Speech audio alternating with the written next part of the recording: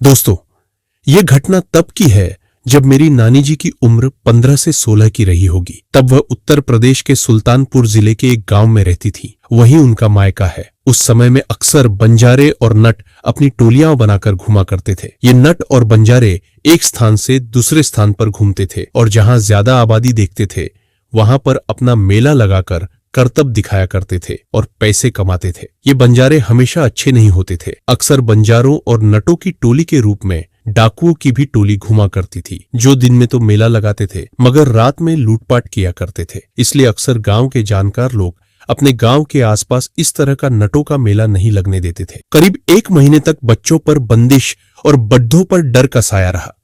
इन सब बंदिशों के बावजूद एक दिन सुबह 10 बजे के करीब गांव में काफी शोर शराबा मचा और पता लगा कि एक पड्ढोस का एक छोटा बच्चा करीब 10 साल का एक लड्डे का घर से बाहर आया था और गायब हो गया। पूरे गांव में उसे ढूंढा गया मगर कहीं उसका पता नहीं चला। आखिरकार गांव के हर घर से सरे बड्डे मर्द जोर शोर से उस लड्डे हचके की तलाश में लग गए। उन्हें शायद आने वाले खतरे का पता था, इसलिए पहले गांव और खेत का चप्पा चप्पा छान मारा उन लोगों ने।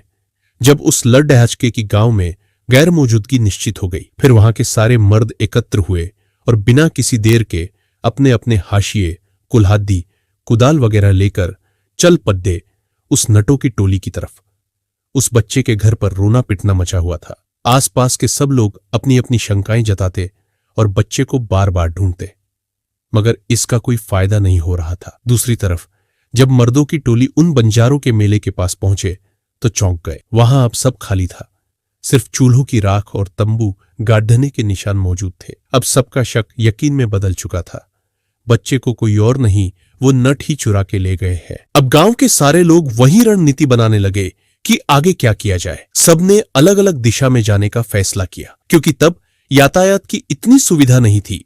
इसलिए उन बंजारों का बहुत दूर निकलना असंभव था। लेकिन उसने लड्डे डिशने का सामर्थ्य भी सब नहीं रखते थे, क्योंकि ये अच्छे लड्डा के भी हुआ करते थे। इसलिए रणनीति बनाना जरूरी था। फिर सबने तय किया कि हर रास्ते हर दिशा की तरफ कुछ लोग जाएंगे और पता चलते ही सब एकत्र होकर वहां जाकर उस बच्चे की तलाश करेंगे, और वो लोग न मिले तो दोपहर 3 बजे से पहले सब अपने गांव में एकत्र हो जाएंगे। सब लोगों ने एक अलग अलग दिशा पकड़ दी और अपनी अपनी राह चल पड़े। 5-5 लोगों का समूह अपनी अपनी राह पर अग्रसर था। पश्चिम की तरफ जाने वाले समूह के आखिर उनके निशान, और फिर वो टोला मिल गया। उन सबके पास वापस जाकर बाकी लोगों को बुलाने का वक्त नहीं था। इसलिए वो किसी मौके की तलाश करने लगे और उनके झुंड में उस बच्चे को तलाशने लगे। लेकिन वहां उस बच्चे का कोई सुराग नहीं मिला। फिर उन्होंने ये सोच लिया कि शायद बच्चा इनके पास नहीं है, वरना ये उसे अचेत अवस्था में ही सही साथ तो रखते। वो आशा खोने ही वाले थे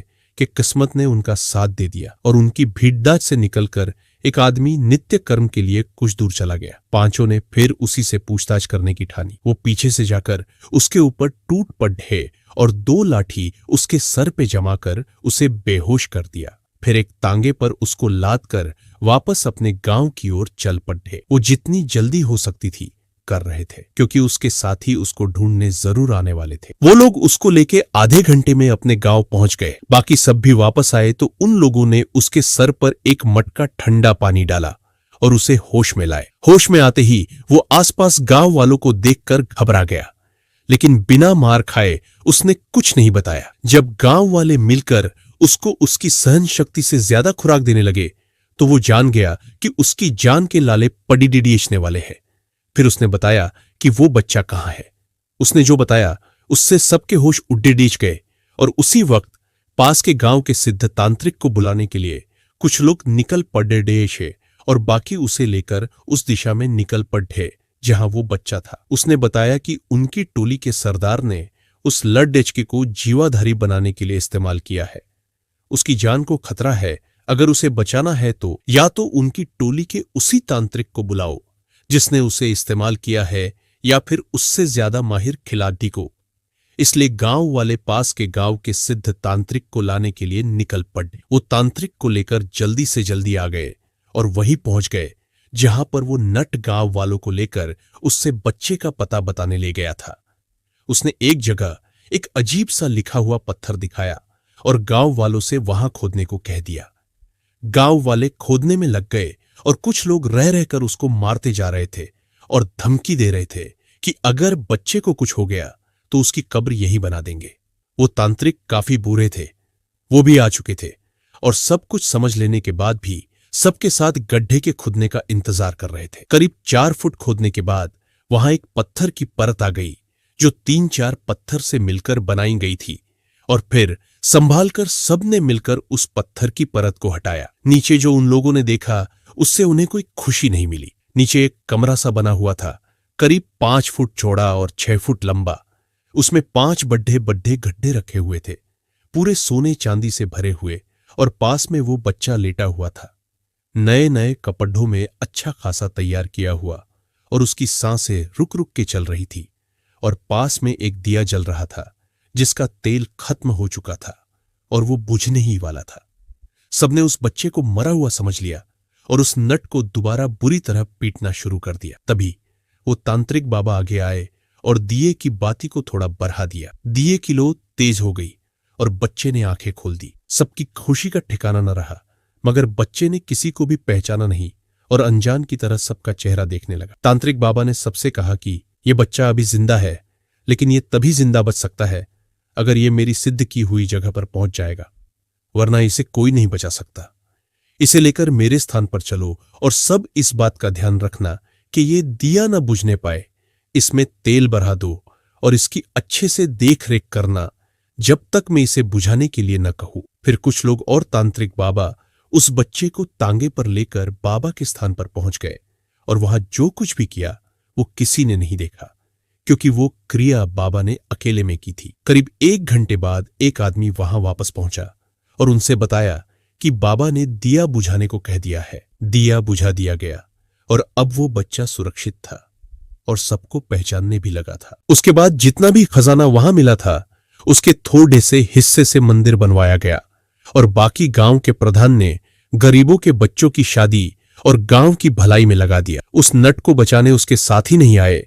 गांव वालों ने उसे 1 हफ्ते तक कैद रखा, उसके बाद धमकी देके छोड़ डांच दिया। दोस्तों, ये तो थी वो घटना जो वहां घटी थी, लेकिन इसके असली पहलू बाद में उजागर हुए। अगर ये घटना न घटी होती तो शायद आज हम इतना बड़ा रहस्य न जान पाते। वो रहस्य मैं आपको बताता हूं। वहां जो नट आए हुए थे असल में वो लुटेरे नट थे। इन नटों का ये काम होता था, एक आबादी वाले क्षेत्र से कुछ दूर मेला लगाना और फिर रात को लूटपाट करना, और जब ये ज्यादा खजाना इकट्ठा कर लेते थे तो ये उसे जमीन में गाड़ दे देते थे। इनके साथ एक तांत्रिक भी होता था, बहुत माहिर तांत्रिक, जो अपनी शक्तियों का इस्तेमाल करके ये भी बता दिया करता था खजाना कहाँ कहाँ है। यही तांत्रिक जीवाधारी बनाते हैं अपने खजानों की रक्षा के लिए। जीवाधारी बनाने के लिए ये किसी के भी बच्चे को चुरा लिया करते थे, क्योंकि बड्ढों से ये काम करवाना मुश्किल था और बच्चों को बहलाना आसान। ये जिस बच्चे को चुराते थे ये उसे उसके पसंद की और भी बहुत अच्छी चीजें खिलाते थे ताकि वो जरा भी भूखा ना हो। फिर उसे नहला धुलाकर नए नए कपड़े पहनाए जाते थे, पैरों में रंग, आंखों में काजल और बालों में खास किस्म का तेल लगाकर उन्हें बैठाया जाता था। फिर तांत्रिक अपनी क्रिया करते थे जिसमें वो बच्चा अपनी सुध-बुध खो देता था। उस बच्चे को भिन्न भिन्न शक्तियों से सुसज्जित किया जाता था और उसके नाम का दिया उसके बगल जला दिया जाता था।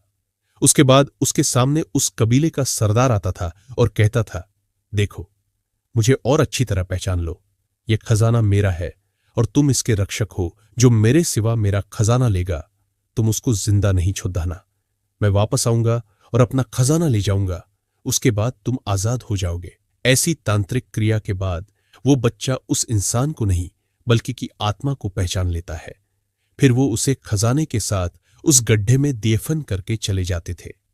जैसे ही हो दिया बुझता था, उसकी आत्मा एक अत्यधिक शक्तिशाली शक्ति का रूप ले लेती थी और महीने, साल, क्या सदियों तक अगर वो न आए तो भी खजाने की रक्षा करती है। फिर वो इंसान चाहे इस जन्म में आए या फिर किसी और जन्म में, ये शक्ति सिर्फ उसकी आत्मा को ही पहचानती है और खजाना लेने से नहीं रोकती। अक्सर आपने देखा होगा, कभी कभी कहीं किसी को खजाना मिल जाता है, ये जीवाधारी उनकी आत्मा पहचान कर उन्हें खजाना लेने से नहीं रोकते। दोस्तों, ये कर्म निर्दयी होता है, लेकिन इसका इस्तेमाल राजा महाराजा भी किया करते थे। लेकिन उस समय में इंसान बहुत ईमानदार हुआ करते थे, जो खुद राजा की खातिर जीवाधारी बनने को तैयार हो जाते थे। आपने देखा होगा कि इन जीवाधारियों को अक्सर कुछ तांत्रिक हरा देते हैं। ये केवल उन्हीं जीवाधारियों के साथ संभव हो पाता है जो बाल अवस्था में ही जीवाधारी बनाए गए हो।